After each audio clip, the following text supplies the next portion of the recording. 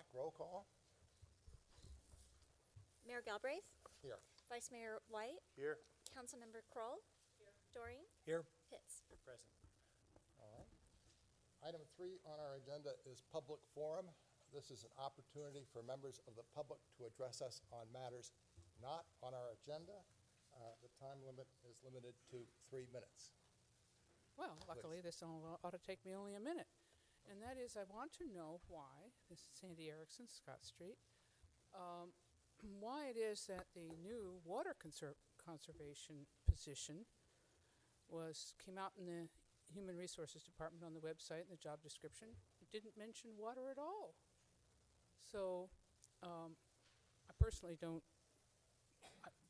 want the council to do whatever they need to do in order to make things work better, heavens knows, but I want them to be straightforward with the public. Thank you. Thank you. Is there a brief response from the city manager? Thank you.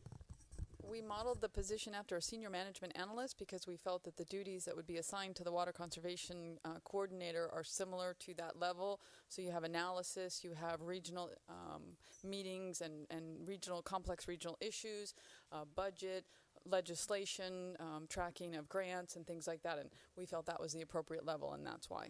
All right. Any further public comment?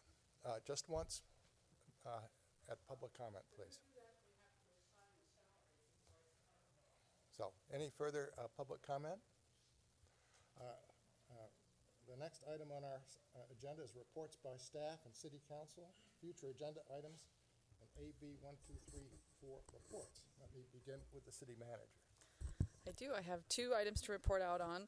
One is we, as the council knows, a couple months ago, you agreed to have the city sponsor and coordinate the 4th of July festival. And so we have identified a site, and the 4th of July fireworks will go off from Crane Park this year. And that's been approved by the fire department. Also, the company that shoots off the fireworks that's an appropriate location for safety and viewing. And so we're very excited, and more information will be coming out, but I just wanted to let you know that that's the selected location, and we're very excited to start planning that event. And second, I just wanted to follow up on the opportunity that I had last week. I went down to Southern California, to California State University, Fullerton. I'd been asked to serve as the city manager in residence. And it's an exciting opportunity. It's a program that's sponsored by ICMA and Cal ICMA, which is our professional association. And the intent is to help the next generation identify maybe an opportunity to come in and be local government professionals, and more specifically city managers. It's not a very well-known career track for many, and they don't learn a lot of local government when they're in the MPA program, the Masters in Public Administration and Political Science programs. They learn more about state and federal government. And so this program was created, and only a couple universities in California participate. And so I was asked to come down, and I spent time teaching multiple classes, meeting with professors, meeting with students, and had an absolutely delightful time. So I just wanted to report out that St. Helena was well represented in Southern California last week. Excellent. That's all. All right. Mr. Brown? Have someone announce about the budget? Ms. Black? Either Mr. Heacock or Mr. Carneglia? Thank you. And Mr. Palmer. Yes, thank you, Mayor. I just want to let the community know that May is Bike to Work month, and so on May 14th there is Bike to Work Day, where all residents are encouraged to bike to work or any other errands instead of using their vehicles. And there are, if you go to NCTPA's website, there are a number of energizing stations throughout the county where you can go and get snacks and drinks on your ride into work. All right. Anything from members of the council? Mr. Pitts? Ms. Kroll? Mr. Doran? No, thank you. All right, I've got perhaps 3 matters. First of all, I attended a dinner put on by the North Bay Division of the California League of Cities. The mayor of the city of Napa spoke, made a presentation. She was specifically focused on Napa's response to the earthquake, which quite frankly was extraordinary in concert with the county. But she was also very thankful for the mutual aid that the city of St. Helena provided right after August 24th. And she presented us with a brick from the debris, but it's a very nice brick. Councilmember Kroll thought it was my evening sandwich. But it says South Napa earthquake, 8/24/14, 3:20 a.m. And certainly I'm honored to receive this token of appreciation from the city of Napa on behalf of the city of St. Helena. And off it will go to City Hall. Secondly, I received a letter from Judge Bossenaker, who continues to solicit folks from Napa County, including the cities, to serve on the Napa County Grand Jury. So if anybody has an interest in doing that, the application period expires at the end of April, so there are just a couple of days left. And finally, I received a letter from the Office of Historic Preservation, Department of Parks and Recreation, State of California, but the point of it was to mention that the J.C. Weinberger Winery building has been listed on the National Register of Historic Places. Now, this building is just outside city limits, but nevertheless, I think it's always exceptional when one of our buildings, either inside the city or nearby, is listed on the National Register, and I wanted to make a quick note of that. And also, congratulations to the Weinberger family. Went the William Cole Winery? I think it's William Cole Winery owned by Jane and Bill Valentine. Now, That's it. What says J.C. Weinberger Winery Building. Okay, that's fine. That's the Okay, building. very good. I'm pretty sure I'm pretty sure that is the William Cole Winery owned by Jane and Bill Valentine. Very good. One thing I failed to mention that I should have is that there'll be a Cinco de Mayo festival this Friday in Lyman Park. It begins at 5 p.m.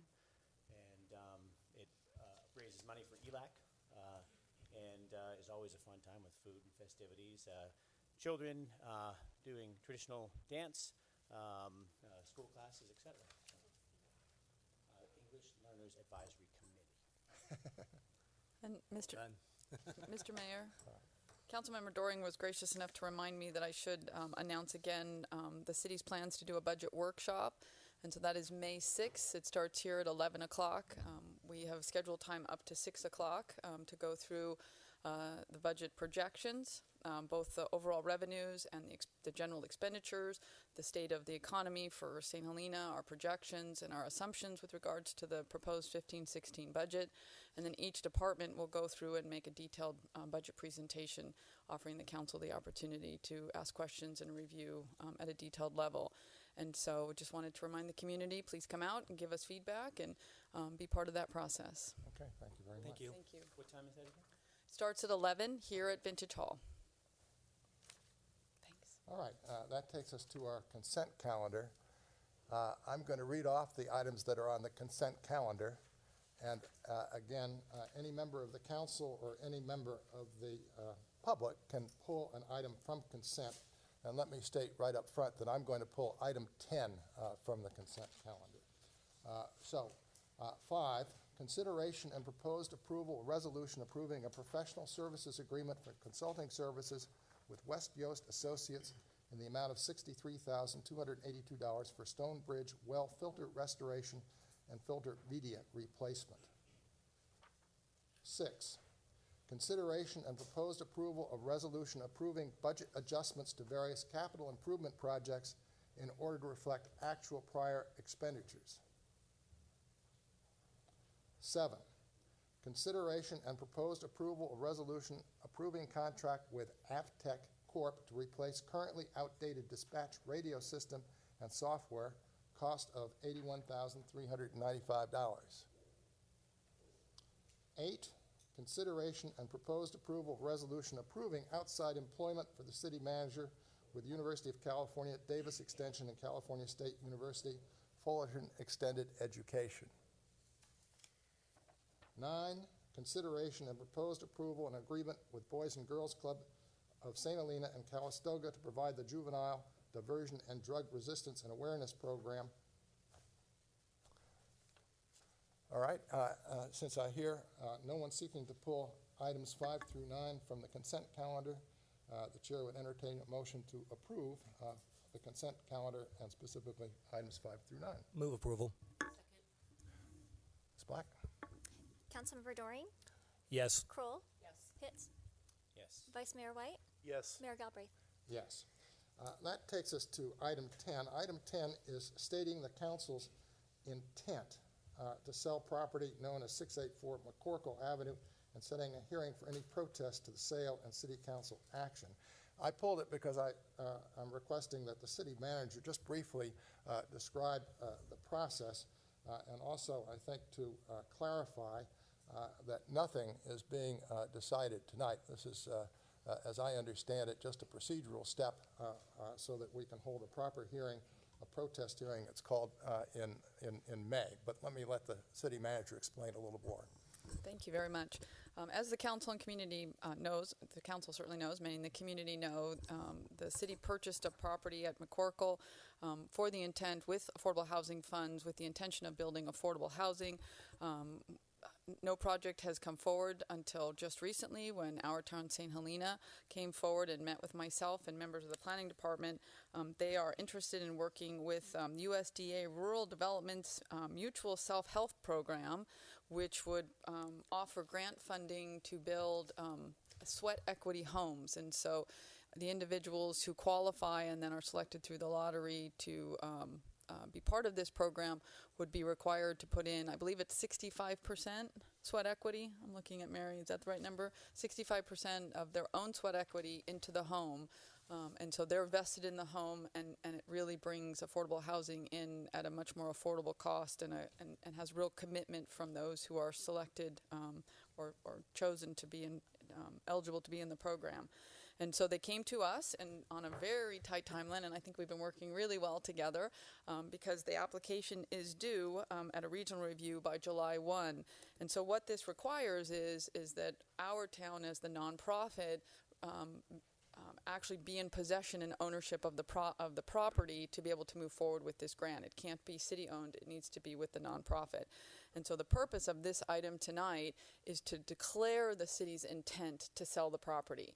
And so actually the recommendation in the staff report is a little more clear than our title, and I apologize for that. So it's a declaration of the council's intent to sell the property and set the hearing date for the next council meeting, which is May 12th.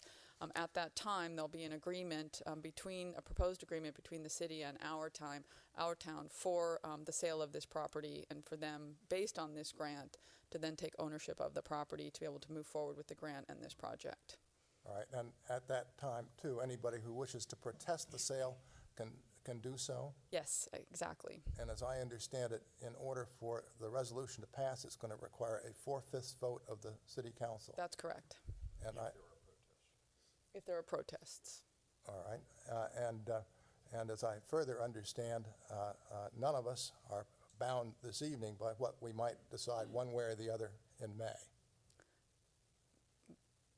In other words, by voting for this resolution, Correct. We're not voting today Yes. to sell the property. Yes, thank you for the clarification. All you're voting on tonight is to set the hearing date so that for the discussion and the sale of the property to move forward. That is correct. Okay. Perfect clarification. When you say sale of the property, does that include other kinds of transfers like option agreements, et cetera? Or is it a strict sale that we have to?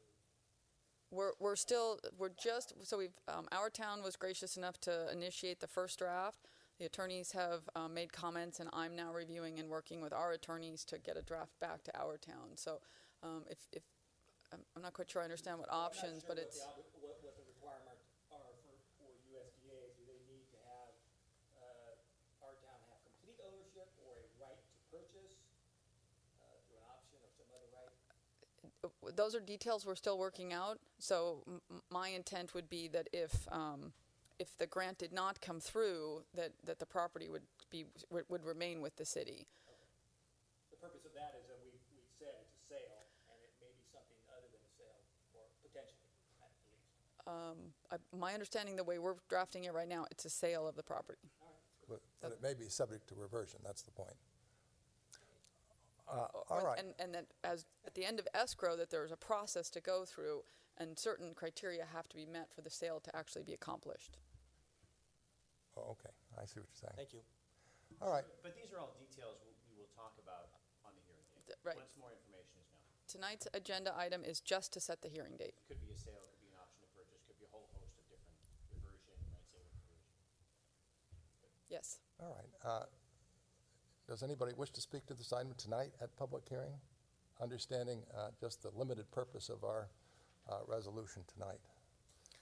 Hearing none, I'll close the public hearing, and I'll entertain a motion, and I think a motion stating the City Council's intent to sell public property known as 684 McCorkle Avenue and setting a hearing for the protest to the sale and City Council action on the sale, all as further set forth in the resolution. Is there a motion to that effect? So moved.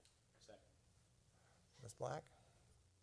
Vice Mayor White? Yes. Councilmember Pitts? Yes. Kroll? Yes. Doring? Yes. Mayor Galbraith? Yes. All right, that brings us to new business. Item 11, final decision on the applicant appeal of tree committee decision to deny removal of the 14.5-inch diameter at breast height Chinese pistache tree at 1752 Scott Street.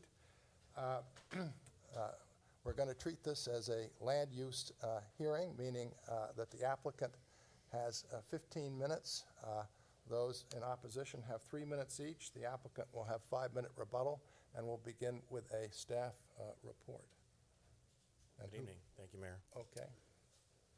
So this item is a final decision on the applicant's appeal of a tree committee decision to deny removal of the 14-inch diameter breast height Chinese pistache tree at 1752 Scott Street. So history on this: in December of 2013, the property owners had a hearing at Planning Commission for their project to remove and construct a new residence at the address. And the Planning Commission approval at that time showed that the tree, the street tree next to the driveway was to be saved. And that's shown on the exhibit there on the screen and also in the packet. Subsequent to that, the applicant has submitted another request to staff to remove the tree under the grounds that the driveway doesn't function as it was shown, and they can't make it work for them. Vehicle access is too challenging. So they submitted a request to the tree committee to remove the tree. The tree committee heard that request and they denied it. And their recommendations are presented in the staff report. And the tree committee's decision at that time stated the original permit was submitted for the project included the tree to be saved. The arborist and planning director for the city agreed to the tree committee decision and support the denial of removing the tree. The arborist and planning director support there is no valid reason to remove the tree. And since the tree is a public street tree, it provides additional benefits to the whole city, in particular the neighbors. The applicant has since submitted an appeal of that decision, and this city council has the final decision on that appeal. And they have in the packet is their response letter as to why the driveway doesn't work for them. I can kind of walk through. The exhibit on the screen shows that it is challenging to get two vehicles in the garage, but it can be done. Can you flip to the other one with the cars on it? And, the other one, that one. So in this other exhibit they included shows that with the third car, which was required as a condition of approval, I believe, and maybe Victor can clarify that for me. But because the project has a second unit, they do need to have 3 off-street parking spaces. So this exhibit shows that the turning movement with the vehicle in the driveway doesn't work, and you can't get 2 cars in without shuffling the cars around. And that also shows kind of their rationale for moving the tree and where they'd like to move the driveway limits to. Is there another one, Cindy, that shows? Oh, we can't really see it. That's okay. You can no. It's not on the other one either. No, it's not on the other one. So go back to the big one. That one. So that just shows the overall project and where the driveway is in relationship to everything else. The applicant, as part of their appeal, has stated they will plant a new Chinese pistache tree to replace on the north side of the lot, adjacent from the driveway. So this will provide the same number of street trees that are there now. So provided 2 resolutions in here for consideration, one that approves the appeal and one that denies the appeal. And with that, I can answer any questions. Are there any questions at this point from members of the council? Okay, let me open the public hearing, and let's hear from the applicant. And after the applicant, it'd be appreciated to hear from anybody who further supports the applicant, and then the opposition, and then we'll have the applicant's rebuttal if the applicant wishes to make any rebuttal. It's not required at all. And no one's required to use the entire time. Good evening, Mayor Galbraith and council members. My name is Ann Cottrell, and my husband Doug Cutting and I live at 1908 Vineyard Avenue here in St. Helena. And I hope to just take about 3 minutes of your time this evening. First, thank you for considering our request to remove and replace a Chinese pistache at 1752 Scott Street, where we are finishing the construction of our home. Rather than reiterate the points summarized by Mr. Palmer, I wanted to make 3 follow-up points, and then Doug and I are happy to respond to any questions or comments. First, I want to provide some context to acknowledge the neighbors and their experience. As you know, our project is one of several construction projects underway on Scott Street. Our neighbors have lived with clogged streets, noise, truck traffic, and parking issues for a while now. They're also living with a lot of change on the street, which is not easy. We are grateful to our neighbors, particularly our next-door neighbors, Sandy and Ed, for putting up with it all, and we look forward to being done and moving in soon. Second, I just want to make clear that we have worked hard to find options to save the tree. We went back and forth with our civil engineer, Firma Designs, to try to come up with a workable driveway that kept the tree. But as you can see from Firma's letter in your packet, that was not possible. I quote from that letter. I know our clients wanted to save the pistache tree, but the letter concludes, if you were required to narrow the driveway, it would be unusable for 2 cars. And as Mr. Palmer said, the parking requirement for this project with its second unit is for 3 off-street parking spaces. Put another way, with the narrow driveway, we cannot fully use the driveway or garage, nor can we comply with the city's off-street parking requirements set out in Chapter 17.124. Third and finally, I want to turn to Chapter 12.24 of the City Code, which also applies here. Section 10 of that chapter, see I'm quoting the sections for the lawyers here, explains that the rationale for the tree ordinance is to protect certain trees for the many benefits they provide to the community. And I'm grateful to have a community that tracks and protects valued trees here in town. But importantly, the language of the section is not only about protecting trees. It's about protecting trees, quote, while at the same time recognizing an individual property owner's right to utilize his or her land in a way that is otherwise allowed by law. In other words, this code section envisions some balance by city officials to protect trees, but at the same time to recognize a homeowner's right to use their land. To review the facts here, my parents bought this property 45 years ago. 30-odd years ago, they replaced the street trees with the ones there at present. Now, Doug and I are making a once-in-a-generation change to the footprint of the house, which necessitates a new driveway and moving a tree. Besides planting a replacement tree on our property, we have offered to plant another tree in the city. Of course, these trees won't be of the same stature when first planted, but in time, they will grow and provide the shade of 2 trees instead of 1.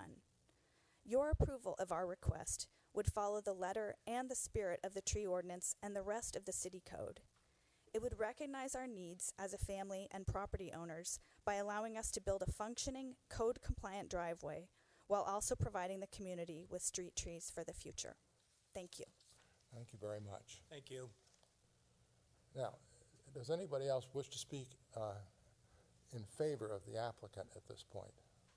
All right. Does anybody wish to speak in favor of denying the appeal?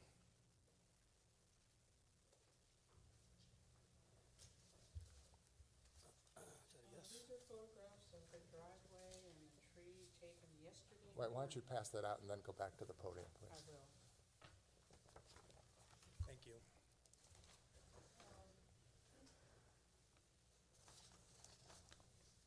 We welcome the Cottrells in their new house next to us. No problem there.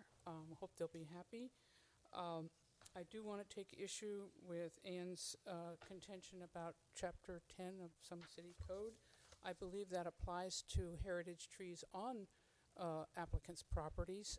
This is a tree that's located on the, if I understand it correctly, an easement for the city where street trees go.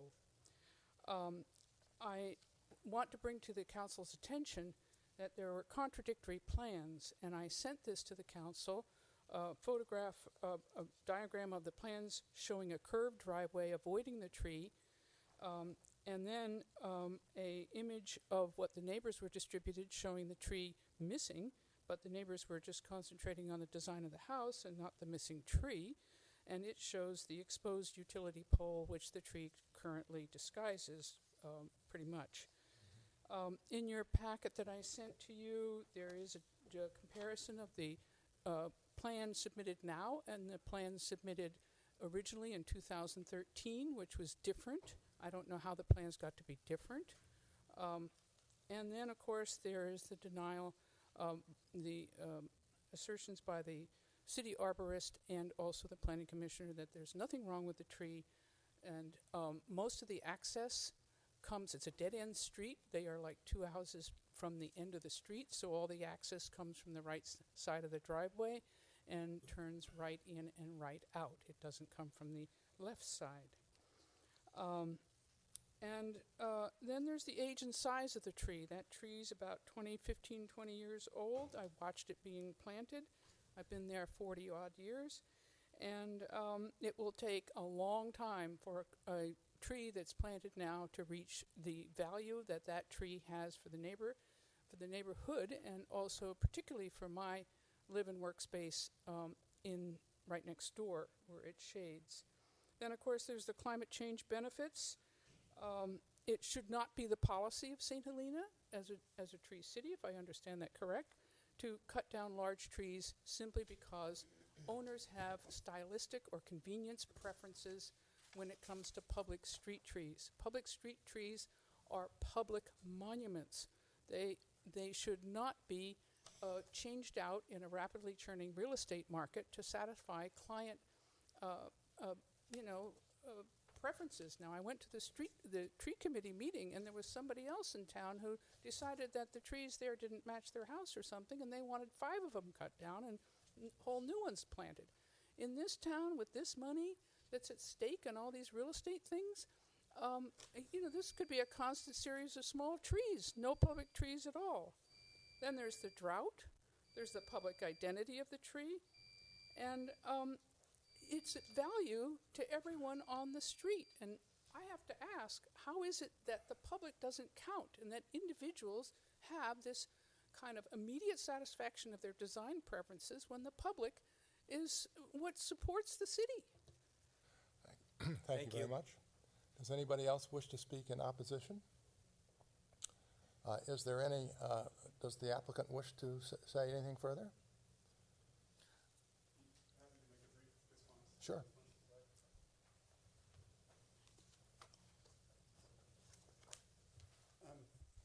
First, in response to somewhat to Mr. Palmer's presentation and also to Sandy's comments, we can't actually park the cars we have in the garage if the tree remains, according to the civil engineer.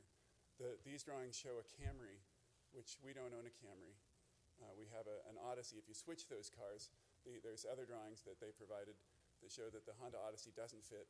Our other car, he didn't have in his software, the model for it, but I can tell you it has a considerably worse turning radius than the Honda Odyssey. So I don't believe it's possible to park our existing cars, certainly not easily. It may be with some back and forth. And I also think, as a matter of principle, you don't want to design a garage and a driveway that you expect to last for 50 or 100 years around a particular car that you have today.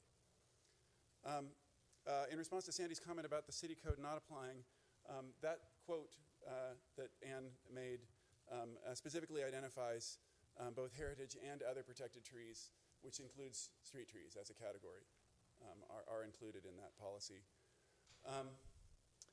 Also about the rate of growth of a replacement, you can get in a 36-inch box, a 15-foot Chinese pistache to replace it, which grows about 2 to 3 feet per year. And so you'd have a healthy sized tree of 20 to 30 feet within 10 years or so. You can look at the Gamble's driveway for a lot of examples of trees which are Chinese pistachio, which are younger and have grown into quite generous-sized trees. Last, in closing, I want to say that our goal is to work with the city to keep Scott Street well-treed. It's a goal we all have. We are going to plan to live there in this house for a long time, and we want to keep lots of trees on the street. We are not trying to in any way reduce the street trees, and are happy to plant as large of trees as the city will permit us to. There, thank you. Thank you very much. Thank you. I'm Mr. Cutting, and I'm Carl's husband. Yes. At this point, I'll close the public hearing, and I'll invite council deliberation, and perhaps I'll begin with you, Mr. Pitts. Well, I want to make sure that we're clear on protected versus heritage, et cetera. And I read through this myself, and protected trees under Section D, which does recognize an individual property owner's rights, it refers to a protected tree, which means a heritage, protected replacement tree, street tree, or city tree. And then a street tree is defined as a tree planted in a planting strip or a planting easement. And my understanding is that this tree is in a planting easement that is in favor of the city. And I want to make sure we have all those facts straight, because that language is really important. So, Tom, do you agree with? I would need to take some time to review this. I would defer to Mr. Palmer, who's been living with this more longer than I have. I can take some time to look at this and consider that and get back to you if you want to continue deliberating on that. Okay, because to me it's sort of critical to the discussion, because the balancing of the property owner's rights with the intent to protect the tree, if that is the set of laws we should be considering this under versus not, that's important. Well, so let's assume that it is for now. I mean, we can ask, is it a street tree as defined? Yes. So I It's thought- in it, and I wouldn't call it a planting easement, because to me that implies it's an easement specific to planting, but it is a planting strip, which is, if you look at engineering standards, cross-section, such, there's typically a planting strip between the curb and the sidewalk. So this isn't a planting In any strip. event, it's a City tree. street. So it's in the right of way. Okay. So I guess we're clear on that. Look, this is a hard one for me. I hate to see any tree cut down. Based on my discussions with the applicants, I think that they have done everything in their power to try to retain this tree, and realized midstream that it might not work. That said, what I'd like to see is a tree planted close to this pole, as large as possible, such that within 5 or 10 years, it can do a similar job of screening this pole from a visual perspective from the street. And I think that given the number of trees they've volunteered to plant on their property in general, I think from a carbon footprint standpoint, over the long term, will be way ahead compared to the current conditions. And with all of those things in mind, including the language that implies that we should be balancing property owners' rights along with the larger public, I think that there is a net gain in terms of number of trees ultimately here, and therefore I would be supportive of removal of this tree and granting of the appeal. Ms. Kroll? Well, this is a hard one for me, too. I think it's hard for everybody, because everybody on this council, I'm pretty sure, knows the Cutting-Cottrell family. And it's, and a lot of the letters that we got, it seemed to be about their sensitivity to environmental issues, which nobody disputes, and their character, which nobody disputes. But I see this more as really whether the city should allow a private landowner to cut down a city tree, and then how do you balance those interests? And it's the reason that I struggled with this is because the original plans showed the tree there, so that's what the neighborhood counted on. This was a tear down with brand new construction, so they could have designed in many, many ways around the fact that the tree was there. It's really unfortunate that after the garage was built, it became apparent that it wasn't going to be workable to keep the tree. So, I mean, for me, I think it's a really, in many, many, many situations, I think that it would be a really great balance to plant multiple trees, large trees, wherever at other places. The thing that this is about for me is that power pole and the impact on the neighborhood on that tree.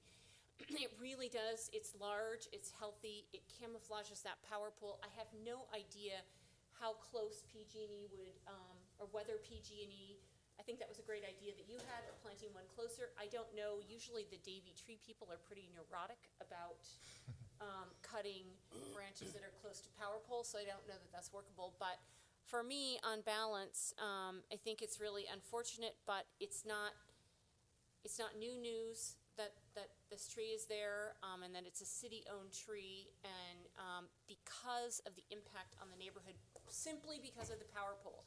If the power pole were not there, I would reach a different conclusion, but I would deny the request. Mr. Doring? Thank you, Mr. Mayor. I want to announce first that I have visited the property. Maybe some of you have also. I've spoken to Doug Cutting about the issues. I've read all the emails that have come through and letters that are in the staff report. It is a difficult issue. It's kind of interesting. Of all the questions that we've had since my short tenure on the council, this one kept me up at night. I usually don't have a problem with that. So I was struggling with this. The people involved are good people, environmentally sensitive people, and there's no doubt about that. I'm not sure if people needed to make that point. I don't have any doubt about that. For me, it's difficult. I like the tree. I drove by there yesterday and just spent a few minutes just staring at those trees, and I'm trying to grapple with it. I have a lot of questions for staff and probably for the applicants so that we can make a better decision. I hope the answers will help. I want to know more about the parking requirements, because the parking requirements seem to be generating some of the issue, and I'm wondering if there is flexibility on the parking requirement, either holding it in abeyance for a certain time or granting some kind of an exception because of the tree issue that will allow 2 off-street parking spots instead of 3. Just throwing that out there as a point. But really, the other thing I'm trying to also think about is maybe looking at a potential transition period. The one tree that's to the north of the tree in question seems like it's actually a little younger. I mean, the diameter is slightly smaller, but that tree is also starting to cover up the utility pole. It's doing a good job, but it seems like it might be a little younger, and I'm wondering, what will that tree look like 5 years from now? That tree is growing pretty vigorously, and it may do the job of covering up that utility pole, because I think they're both together, and it's starting to go in the direction of that utility pole.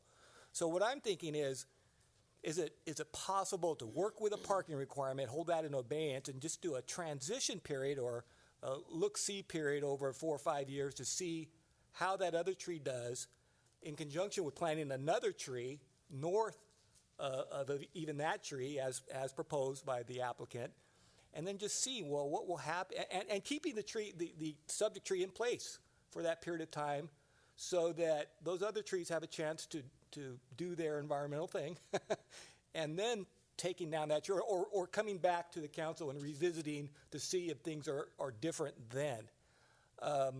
But that would be, I don't know how firm we are on that parking requirement. I've railed against using variances or exceptions, but it seems like this one might be the time to say, look, let's hold off on forcing 3 off-street parking spaces until down the road when these trees have the chance to develop. Then you have the transition period. You come back and say, well, I mean, the applicants may have a different idea of what they want to do 5 years from now. That's kind of where I'm going. It's sort of trying to satisfy both issues, keep the subject tree in place for a while, and to see if those other trees make a difference. I think they will. I have a sense that they will. in 5 years, that tree that's just next to the PG&E pole, The north one, on the the north north one, yeah, I think that's going to cover it. That to me is my biggest issue is that ugly pole. And nobody wants to see the ugly pole. Do we have the, I think that's, okay, I was just wondering. if Just a we minute, let me ask staff to respond one at a time, please. Yeah. I think maybe that's enough for now. I have a couple other, I'm kind of leading in that direction, and if I'm off kilter, then stop me now. Okay, Victor. Good questions. On the parking issue, from a staff standpoint, there really is not a variance issue or situation. The fact is, there are indeed 3 spaces, and 3 are required, so it meets that requirement. Granted, there's an operational issue in terms of shuffling the cars around. Frankly, I think one could significantly eliminate that operational issue by, as one faces the house on the right-hand side, have the car essentially encroach into what the car that's parked in the driveway encroach into what's shown as landscaping, I guess, on what would be on the right side of the driveway. In any case, I don't think we're looking at a variance here. There are 3 spaces. There are some operational complications. The fact is, the Planning Commission approved it and essentially validated in their findings and in their actions that this meets code. So from a staff standpoint, I don't see that as an issue. But yeah, as I mentioned, I think there's, if that is the big concern in terms of the parking, I think it's possible to kind of squeeze, have the vehicle park essentially straight in on that side and kind of expand the driveway apron slightly, and I think that would probably be enough to accommodate the parking and have a vehicle be able to maneuver around and avoid having to do some kind of drill where you're moving cars like valet parking. If you had a huge truck, I think that would defeat it, but I would think with encroaching into that landscape area on the right side of the driveway, you could make the apron, the driveway parking much more viable. In any case, the short answer is there really is not a variance situation. The development as proposed meets code. Okay. And is there any bar to the property owner coming back 5 years from now and asking for removal of the tree? No, yeah, none. I think that's an approach.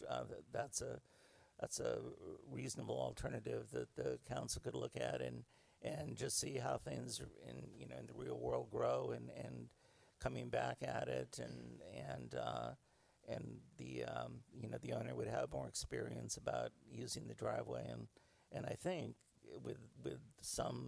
without significant design changes that driveway parking can be much more usable. In any case, at that future time, all of that could be looked at again.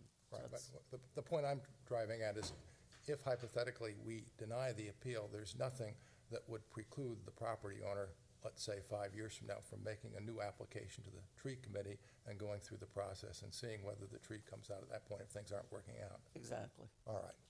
Without prejudice, in other words. Well, there's nothing that we do tonight that prevents that. Right.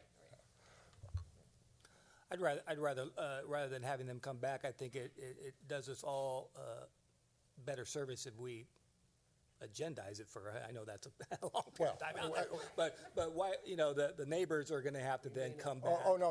I'm not. And say, well, that's not working out well. I don't know about that. Well, it's a process issue. I just want to give everybody a chance to go, wait a minute, we have our say too. No, and the only thing before us tonight is either to grant the appeal or deny the appeal, as I see it. Well, it's a de novo consideration. I think we should be flexible and not be black and white on a granting of it, but that's just me. All right. I think we can make a transition. Maybe others don't agree, but. Mr. White?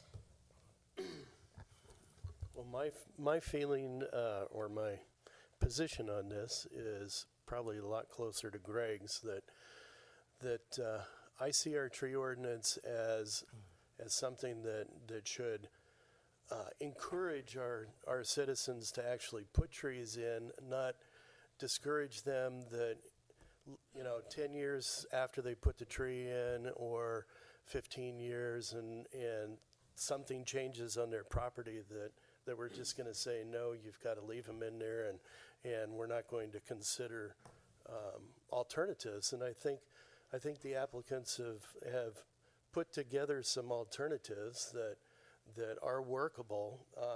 I'm glad you brought up the smaller tree in the middle, because I think it's a smaller tree. They were all planted at the same time, but it's smaller because that other one is blocking the sun from it. So it probably grew at a lot, slower rate to where if that tree came out, that middle tree would probably grow much faster and do what you think it'll do is cover that pole. And we have enough ugly poles around town that I'm not so worried about, that the neighborhood's going to have to look at a pole that 10 years ago it was there, and just because it's shaded now there's probably 2 or 3 down the street that look just as ugly and that aren't screened. So, and I think, we need to have that flexibility to allow, some changes, and actually a street tree further north, I think, there's a big vacant space there that needs to be filled. And even if we deny it, I would request that they fill it and get it growing, so later on it could be reconsidered if it ends up getting denied. Well, that brings it to me, I guess, for some initial comments. And I think that Councilmember Kroll very well expressed my viewpoint with respect to this. It's a city tree. In general, absent a compelling case, I think, in general, I'm likely to defer to the decision of the tree committee and city staff. I might stress here that it's very important that we respect the work of these committees. It's very important work, and I think we should respect it unless we really come to the conclusion that something's gone wrong. My thinking here is that in time, appropriate adjustments can be made. I'm sure when they look for their next cars, the turning radius is going to be very sharp indeed. And so I would vote to deny the appeal myself. Now, I'm not quite sure where we are. I think we have at least 2 votes to deny the appeal, but is there a third one? If there's a third one, then I'll entertain a motion. Otherwise, it goes the other way. Well, I have a couple of other questions in terms of what the standard of review is. It appears from the code that we are required at the city council level to see if there's good, it uses the word good cause to allow the removal of the tree. But can you elaborate? The code really does not constrain your discretion much at all. It's written in a way that actually affords you a good deal of discretion. It's my view that the section that the property owner cited at the outset is applicable, and that section does confer on you as a council the discretion to make a balancing decision here. And in addition, it appears that this is a protected tree, as that term is used in the ordinance, and therefore it is properly before you, and that section is applicable. So as far as a standard of review, this isn't even a public hearing required by law. So your discretion is really quite what they would call plenary. It's quite broad here, and I think that in addition, you're not even required to adopt findings, although I think that's always a good idea, but your ordinance doesn't require you to do that. And so as you are making your decision, your standard of review, as I said, is broad, and you should, I think we can accept that the resolutions that are before you, both for and against the appeal, would be appropriate for your decision. If you're not comfortable with those, we can also, of course, modify those to reflect what your thinking is or what your decision might be. Does that answer your question? Yeah, it does. The other couple of questions I have is, do we know what the projected lifespan of this subject tree is? That's not a question I asked the arborist. 20 years. I can look it up, but I don't know. You can tell I'm trying to go get back to my transition period to leave that tree there, maybe, but I don't know.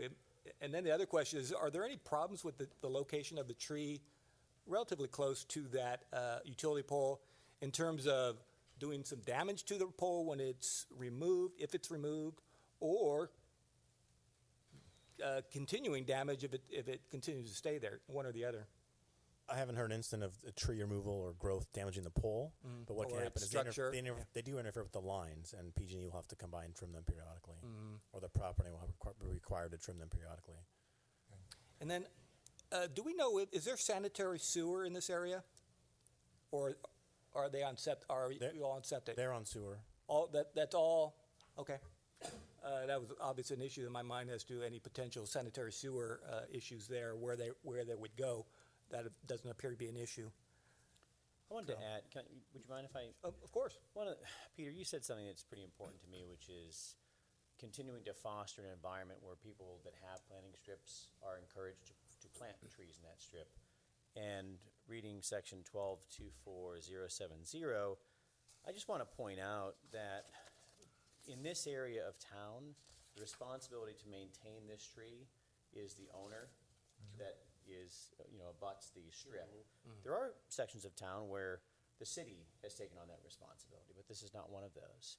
And so an unintended consequence of denying this appeal is that folks who might be considering planting trees will say, well, heck, if I plant this tree, like Peter said, and I maintain it and care for it for 10 years, and I decide I want to actually plant something next to it and take that down for whatever reason, I may not have that right. And so we might be setting a negative precedent that will inhibit the further planting of trees by citizens in these planting strips versus some precedent that everyone can go out and just tear them down whenever they feel like they want to. So I think it's important as part of the consideration, because I didn't see these details in the staff report, and I think they're critical to this deliberation. I'm wondering, would it be worth our while to hear from the applicant one more time in terms of the proposed solution by staff? There were a lot of letters in the file, and everybody referred to all these alternative solutions, but nobody gave any alternative solutions in any of the letters or staff report. I don't know if the applicants want to at least comment on that to see if that. Well, I can. And I'm talking about this using that area to the right as additional or a transition. Either one of those. I'd be happy to hear. Well, let me reopen the public hearing, but reopening the public hearing also means that other members of the public will get to comment That's fine. as well. I think they had a few more minutes left, Well, right? yeah, we're not worried about. Right, they had plenty of time. So, would you like to speak to it?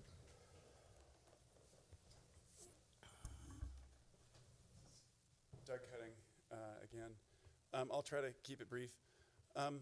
First, I'm not an attorney. My wife is, but I don't believe it's correct to say that it's a city-owned tree. I believe that we own the tree. We're responsible for planting it and for removing it and all expenses and care of the tree. The city has an easement which permits it to decide what we can plant and where we can plant it and what we can remove. But I think it's to me, that's stretching it a little to say that the city owns the tree. I'm not an attorney.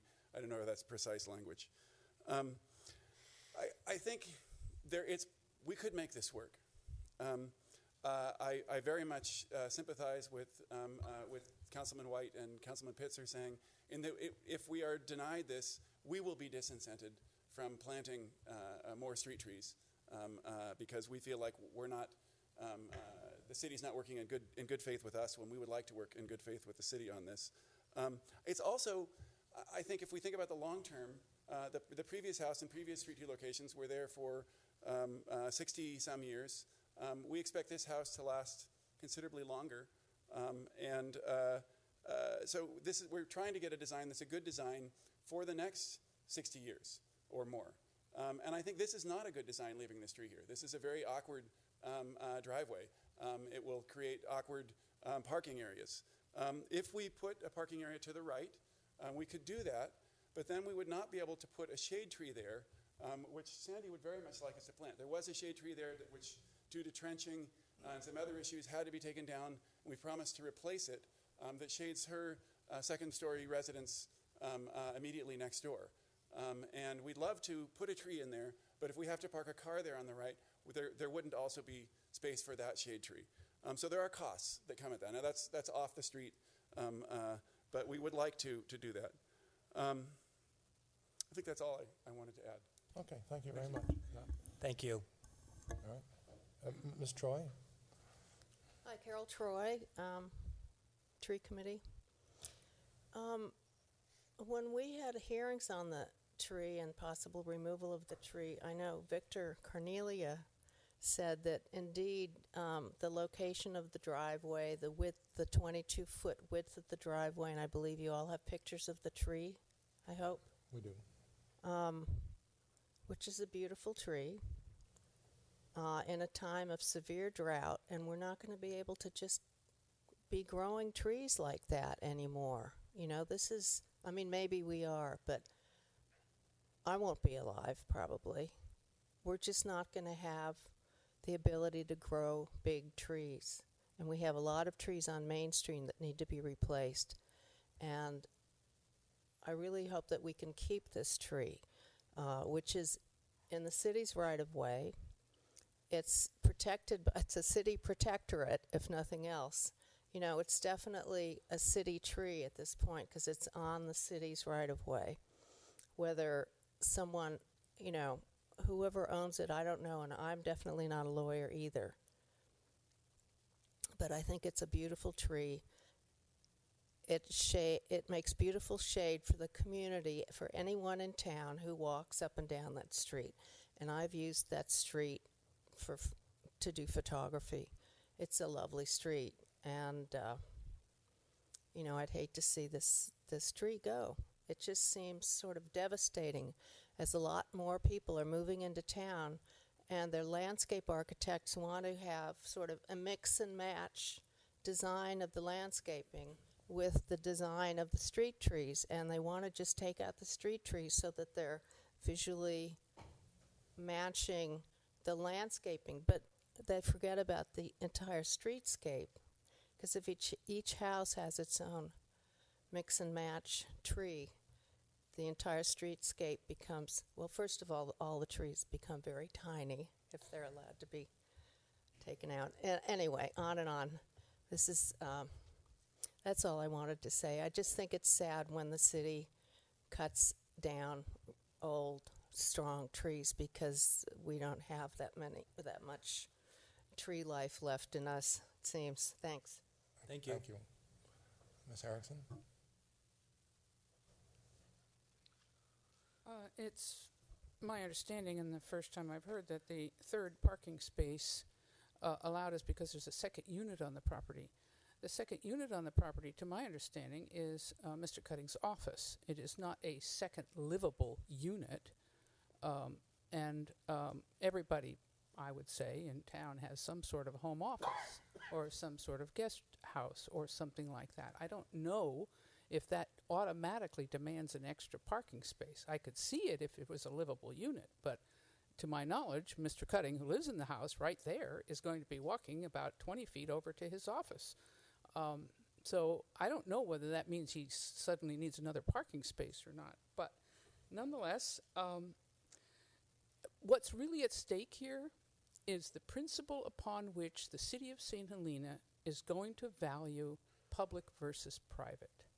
Now, trees are not personal accessories, especially public street trees.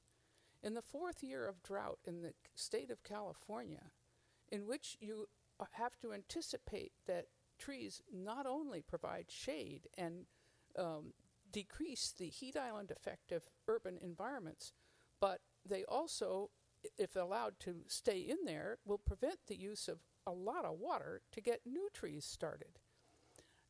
You can see from the photographs that even though they have large cars or something, or turning radiuses or something, that's clearly a stylistic preference for them and a convenience. It's not necessarily related to the city of St. Helena's principle about what is public and what is private and how much public is valued or not against private interests.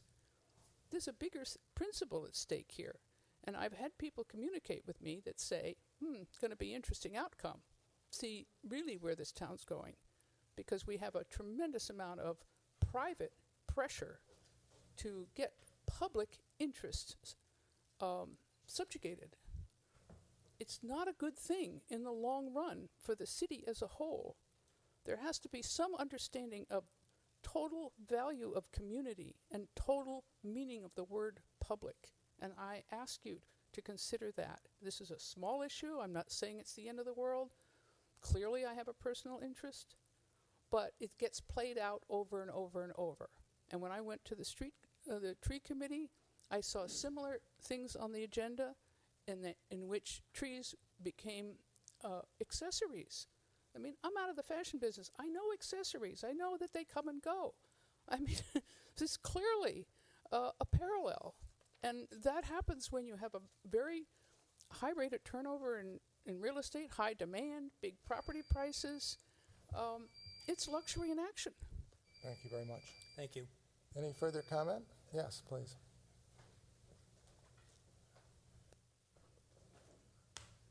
Good evening. My name is Jason Abbott. I'm a general contractor. I'm working on a project on Scott Street, totally unrelated to the applicant's project. However, I will say this. I have had a front row seat for the duration of their project and have witnessed a very high level of care to ensure that the new trees that have been planted are quite large. In fact, we had a particular day where an extremely large semi came with some of the most enormous trees I've ever seen delivered to a job site. We had to park all the way down the street, which was fine. I was very pleased to see the very large specimens that the cuttings brought to the site. I think it's just kind of a common sense thing that this tree needs to be moved, and they're more than willing to replace it with a very large, identical species a few feet away. I just think that that's kind of a no-brainer. Thank you. Thank you very much. Any further comment, public comment? All right, I'll close the public comment for the second time and invite any further council deliberation. I've got nothing more to say. Nothing more to say. Well, at this point. point. I would make a motion. What is your motion? Motion to approve the appeal and authorizing the removal of the tree. Is there a second? Second. Cindy, roll call. Vice Mayor White? Yes. Councilmember Pitts? Yes. Kroll? No. Doring? No. Mayor Galbraith? No. So at this point, the chair will entertain a motion the other way, a motion to deny the appeal. Well, I move that we adopt a resolution denying the appeal without prejudice. I second it. Roll call, please. Councilmember Doring? Yes. Kroll? Yes. Pitts? No. White? No. Mayor Galbraith? Yes. Thank you very much, everybody. Let's move on to our next item.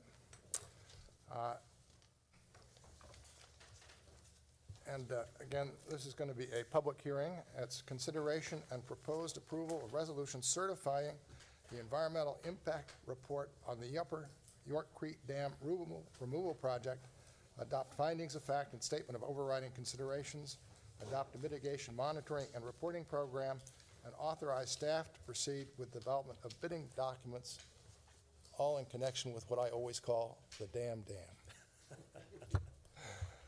Thank you, Mayor, Council.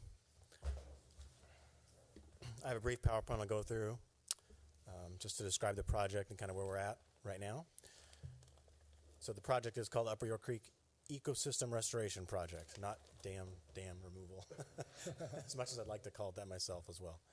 I have the clicker, don't I? There we go. So just just to orient everybody, this is the location of the project. You see the city kind of on the lower right of the map.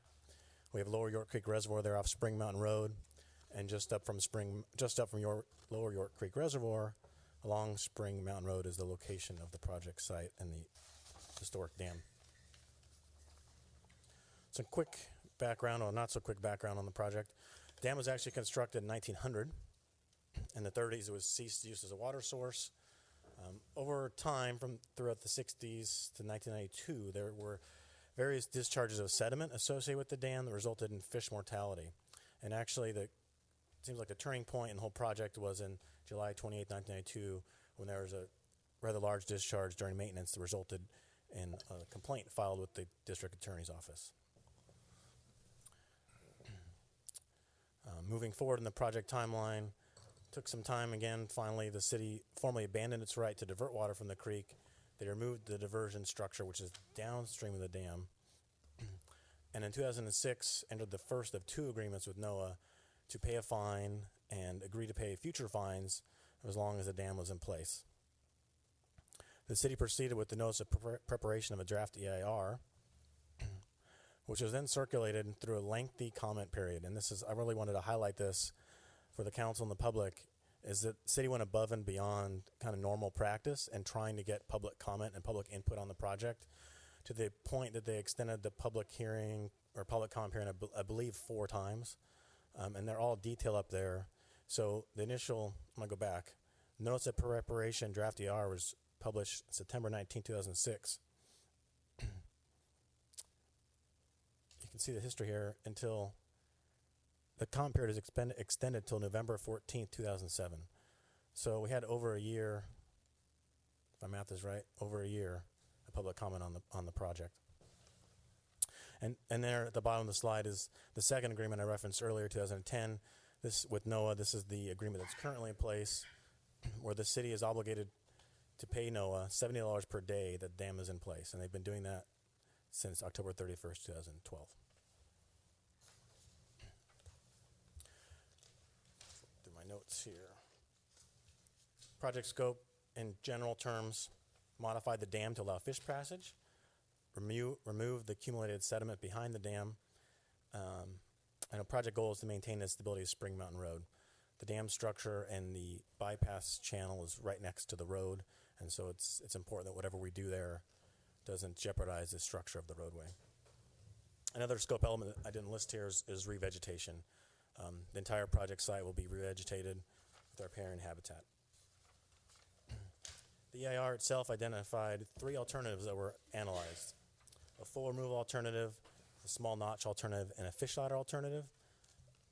It states there the small notch is actually the preferred alternative. This is a nice little cross-section showing the difference between the 3 alternatives. The dashed line on top is the existing dam surface. The blue line, next one, is a fish ladder alternative. It involved creating a steeper slope through the dam area that is not conducive to normal fish passage, except we constructed or would construct a fish ladder that adult fish could jump up, but it does present problems for juveniles. The dashed line at the bottom is the small notch alternative, which is the preferred alternative, and then the green line shows the full removal alternative, which provided a small floodplain bench. This is just an overview of the small notch alternative as currently designed.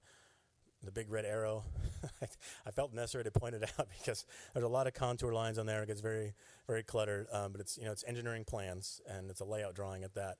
And we're looking at over 1,200 linear feet of creek bed there on the slide, so it gets kind of condensed. But that's where the actual dam embankment is located, that is being removed, and you can see that whole channel is being restored as part of the project. It is 1,200 linear feet of channel. Removing the dam provides access to 1.5 miles of creek. It will restore 2 acres of riparian habitat. And this alternative does generate 26,000 cubic yards of soil, which will need to be removed from this site and placed elsewhere. The EIR identified 3 potential sites for that disposal, one being Spring Mountain Vineyards, a private vineyard nearby, a Lower York Creek Reservoir, and also the Clover Flat landfill. Let's see, what's the next one? The next one is a cross-section through the dam. I like this one because it illustrates just how much material has to be removed. At the top, the dashed line, it shows existing ground. That's the current dam surface. And then the thick line is the proposed ground. So I think it was, I'm trying to remember the depth of cut there, but it's almost 50 feet. It's 40-something feet of cut that we have to remove through the dam itself. And this alternative, I will point out, was selected as environmentally superior due to the highest level of restoration while providing stability to the road.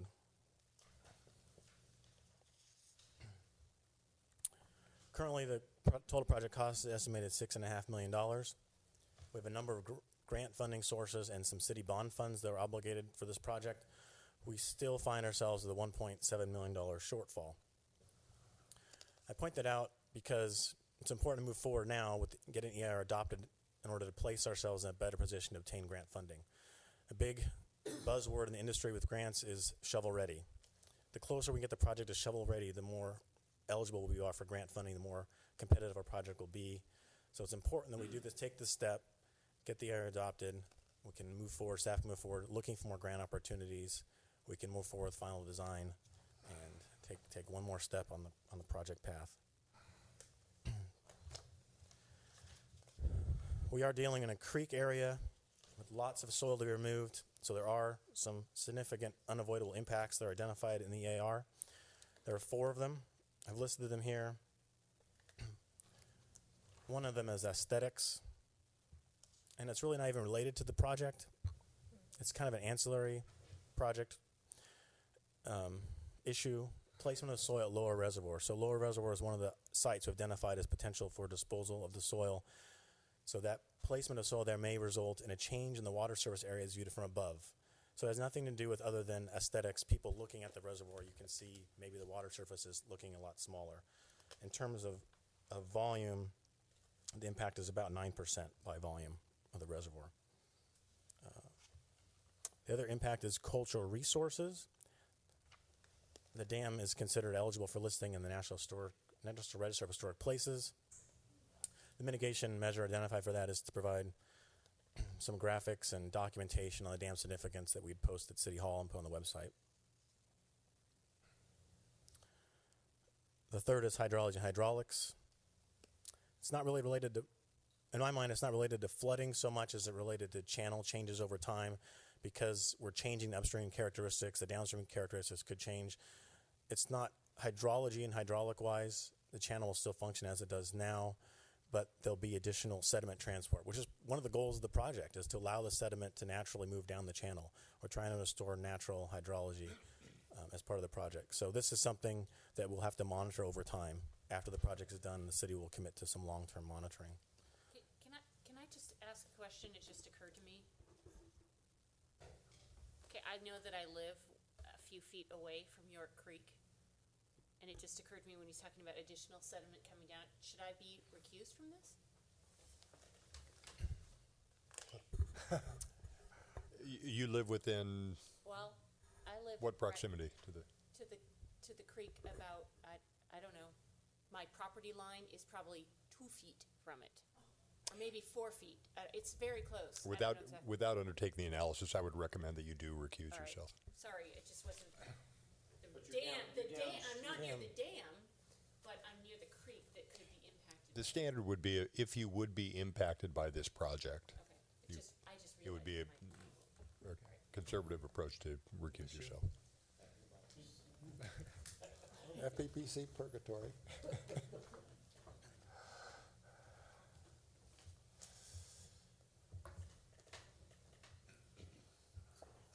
Oh my goodness. Okay.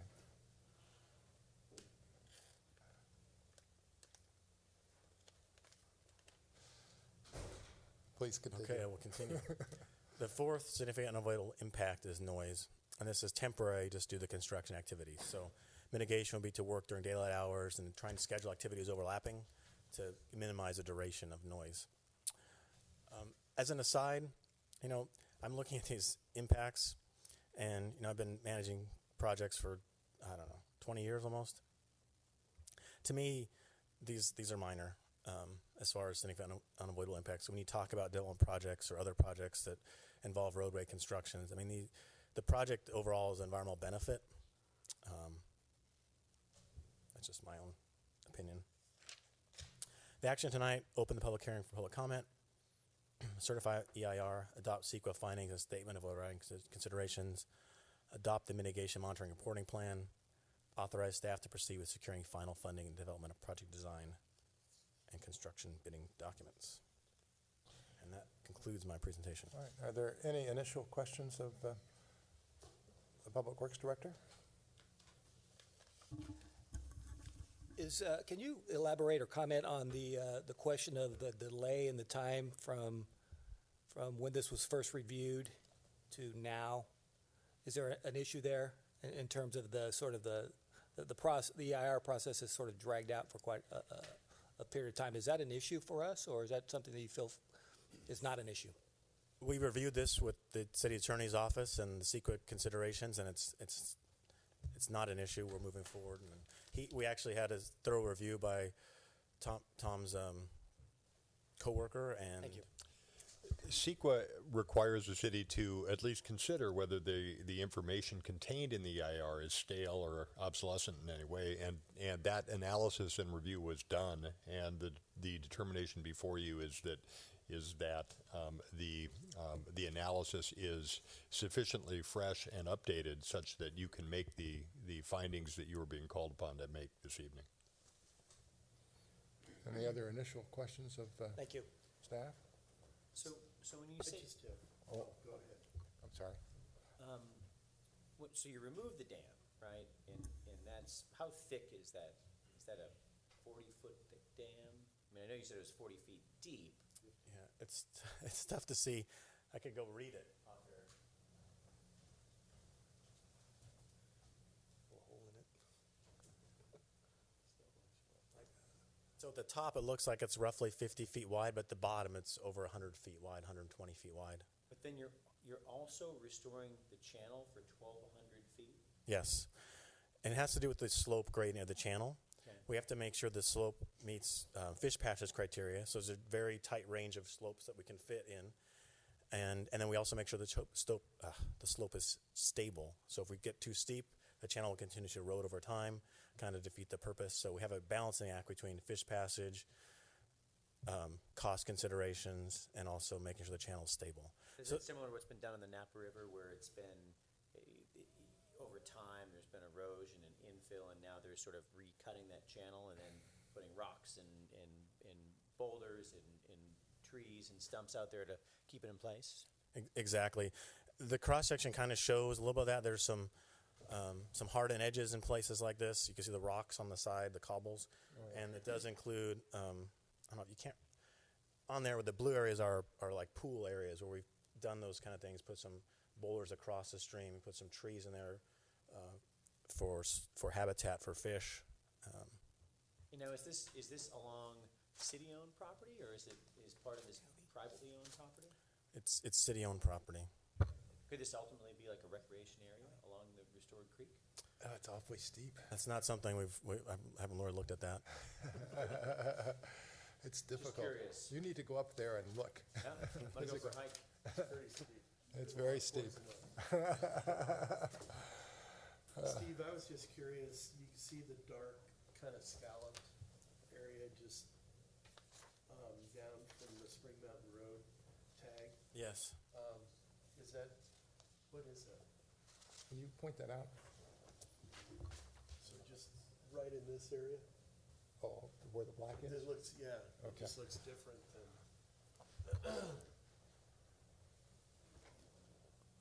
I think that's just topo. Steve, the engineer's here. Is that the topo lines you put together so it's dark on my screen, or is it some retaining structures there? Steve Chatham, Pernuski Chatham. What you're seeing is graphic. It's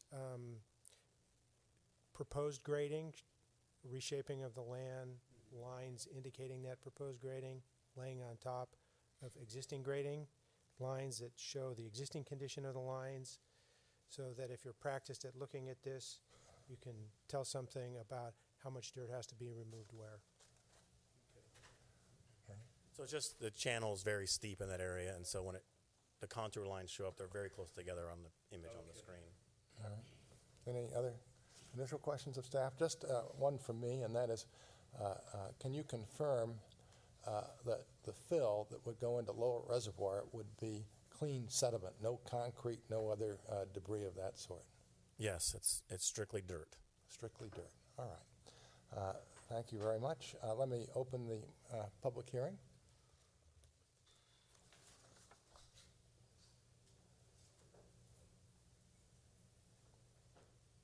I thought Councilmember Pitts was going to suggest a bike path along there.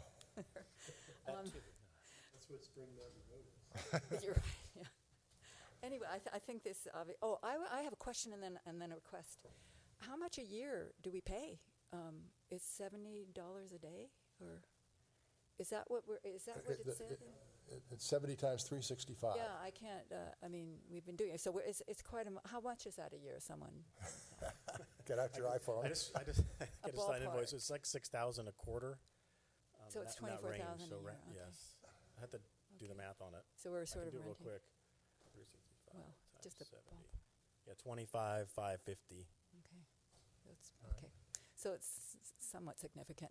I guess my comment was, I read the stuff on the agenda, and I had some concerns about the asbestos and the hydrogen sulfide and the ozone, the toxic subjects that might be released. And I was going to request that, and I don't know if this would be possible, but I remember when PG&E did the Mitchell Street, they had a weekly report for the public or for people who asked for it, and their report covered what they were going to be doing that week, and what the measurements had been, that the measurements leveling these toxic substances had been below significant. And I don't know if any neighbors are concerned, but I would be concerned, and I am concerned. And that was actually a really positive, a positive interaction between what was going on in the public. And I would, if that's possible for this project to do the same, since there are toxic substances that may be released, I would request that you request that happens, and that we are appraised of what's going on a week-to-week basis, or whatever would seem reasonable. But I found that to be a really good interface between what was going on in the public, so I would like to see that. You have a brief responsive comment? Unfortunately, I missed the very beginning. I'm not sure I'm following, but it sounds like it's related to hazardous materials might be released. That's right. We're talking about as serpentine. So yeah, there's naturally occurring asbestos in the form of serpentine. So when it's crushed, and it can become friable and airborne. I don't know if there's any. But I know the flip and see what the mitigation measure is for that. But the percentage, they did soil borings, and the percentage of that is really very low, and the potential for release is very low.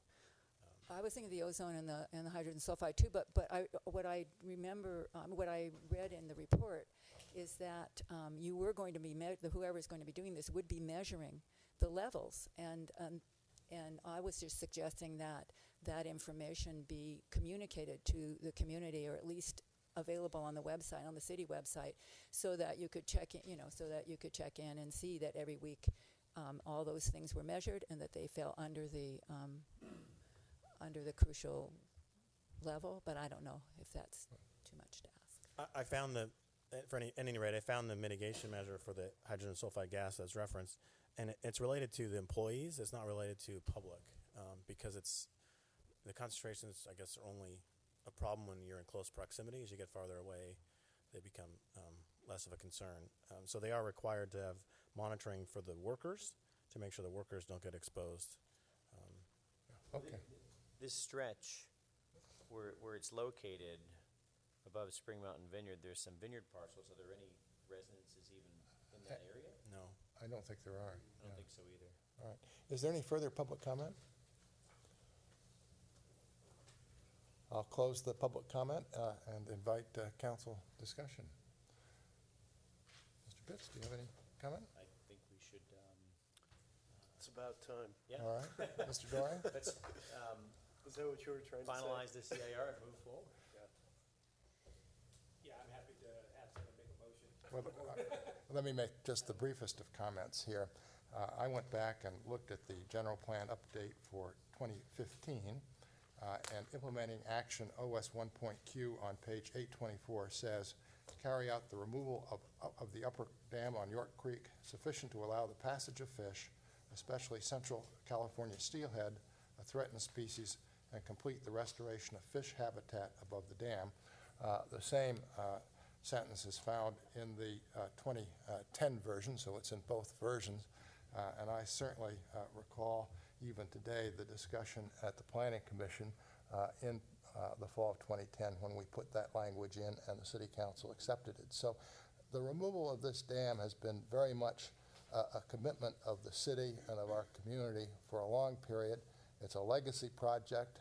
It's very hard to explain how it could be that when a judgment was first entered against the city back in 1993 to have it removed, here we are in 2015 still talking about it, but to my way of thinking, it's obviously time to move forward and get this out of the bundle of things that the city has to do.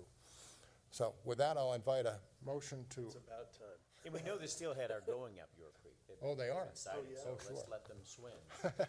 So at this So point... I'll move to certify the EIR for the Upper York Creek Ecosystem Restoration Project, adopt the CEQA findings and statement of overriding considerations, adopt the mitigation monitoring and reporting plan, and authorize staff to proceed with securing the final funding and development of the project and construction bidding documents for the small notch alternative.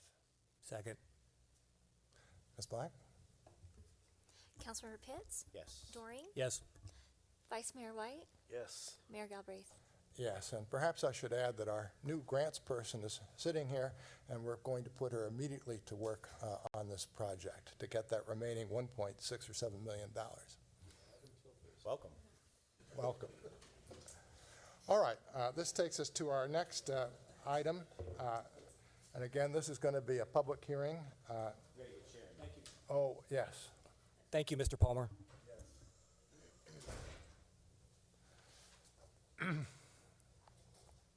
You're not getting rid of me yet.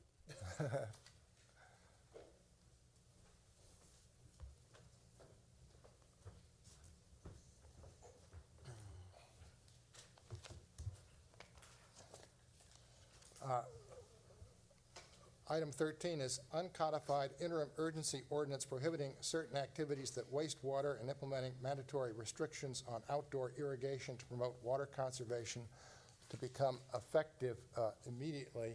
And I might add here that the city has presented us with a new resolution this evening, or an amended resolution, the point of which is to make clear that what we are asked to do is being done by virtue of the regulations that are coming at us from the State Water Board, and that would be the basis for our findings if we decide to adopt the ordinance. So slight revision of language, but it's to make it clear that we are doing this really at almost the direction of the State Water Board. Now, Mr. Palmer, do you want to present I will. this? Thanks. I have a quick slideshow on it. Just to pick up on your point, that the change in the ordinance from what's in the packet is the last paragraph in the findings. And as the mayor stated, it does add some more detail that this is a result, the emergency finding is a result of the governor's declaration of emergency, not of any critical water shortage that the city is facing. As a brief history, I thought it would be good to go over the last year at least of the drought. Back in 2014, there were a couple proclamations, emergencies by the governor, which mandated a 20% reduction. And the way this works is the governor will make his proclamations, and then the State Water Board will come with regulations to implement those policy decisions. So just because the governor makes a declaration doesn't immediately obligate water providers to do anything until the water board acts and provides the final rules and laws for the cities to follow. So following that, after those proclamations by the governor, the board adopted some mandatory water conservation regulations in July. In August, the city here amended its code to comply with those regulations. And then in March 2015, the Water Board reauthorized those previous same regulations, but they added some things. They added no outdoor irrigation during within 48 hours of measurable rainfall, the prohibition for serving drinking water in restaurants and eating establishments unless requested. They also required hotels and motels to provide the guests the option of laundering of towels and linens. And then they also limited outdoor irrigation to more than 2 days per week. So before I go to that, that's kind of the point of what we're doing here tonight, is to try and implement those regulations that changed. Just as a quick overview of where we are with our own conservation, we were upwards of 20% during the winter. However, looking at April's data, or last week's data, it seems like we've backslid a little bit. And currently we're at 12% reduction from 2013. So we do have a little more work to do to get to where the governor would like to see us. The new mandatory conservation regulations that Can you go back to the previous slide? So this is not a full year. This is just July 1, last July through April, so last week. This is our water production. So it's not a full year. Should that say 014? No, I compared it to, because the regulations. We had already conserved in 014, right? We have to compare it to 2013. We have to compare it to 2013. The water board's requirement is versus 2013. That's the baseline. Okay. So if anything we did last year, we're not. It doesn't penalize us.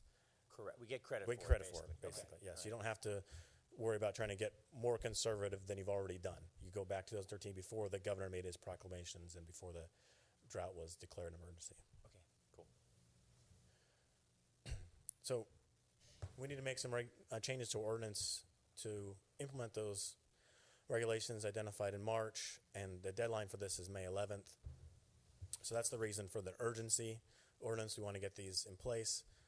It's the 4 items that changed that I referenced before. I won't go over them again. And I am calling this interim, recommending this to be an interim ordinance. And the reason is this. There are some new draft regulations that came out a couple Saturdays ago that the state board is going to act on May 5th and 6th. And so there'll be additional changes. And I didn't want to keep updating the ordinance and codifying it every time the governor made a proclamation, the state board changed the rules. So we're doing this now as an uncodified interim ordinance so that after these new regulations come through, then we can relook at the whole ordinance and do an update if we need to. But the new regulations, the changes are now prohibition of irrigation of median turf. I'm struggling. Limiting outdoor irrigation by commercial, industrial, and institutional users, requiring 25% reduction by those same users. And the last one, the way it's written now, it's an either or. The city either needs to submit annual water production reports or provide confirmation that we limited outdoor irrigation to 2 days a week. So, and you may hear, that's the last one, you may hear other cities, other jurisdictions having to do more restrictive items. This is a tiered approach that the board has taken, and it's based on how many users you have. And right now we have under 3,000 connections, and that's the threshold. That's like the lowest threshold. So there's a lot of stuff that other agencies have to do that we don't have to do because of our size. And I think that was everything that I wanted to cover for you. So what is the second bullet? I mean, the third bullet's really clear. What is the second bullet intending to mean?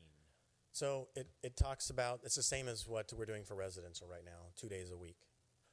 Got it. And with respect to first of all, with respect to future action, that future action is not in this ordinance that's before us tonight. It is not. And would you agree, Mr. Palmer, that with respect to the reduction by commercial, industrial, and institutional users at 25%, that you and I have had an interesting email exchange where you pointed out that's what the regulations and draft form say, and I pointed out that the fact sheet issued by the Water Board does not say that. And so they've got some work to straighten things out, hopefully before it comes back to us. And we're having an informal wager, my position being that they're going to go to what's in the fact sheet, Steve's being they're going to stick with what's in the draft regulation. But the fact sheet, to my way of thinking, makes a lot more sense. What's at stake? The fact sheet talks. That's a joke. The fact sheet states that this 25% reduction applies to users who have independent sources of supply and are not purchasing through a municipal water system. And I believe that's what they really intended, and that the draft regulations will be amended to show that if they're on their toes. But we'll see. Oh, what the wager is? Oh, it's just gentlemen. Yes. It's just a penny. You gotta go bigger than that, Alan. All right. So for the public, so there's a lot of information there. Can you just review what changes compared to how we're operating now are being made that we all need to adhere to? So the most important one for our users is the 2 regarding outdoor irrigation.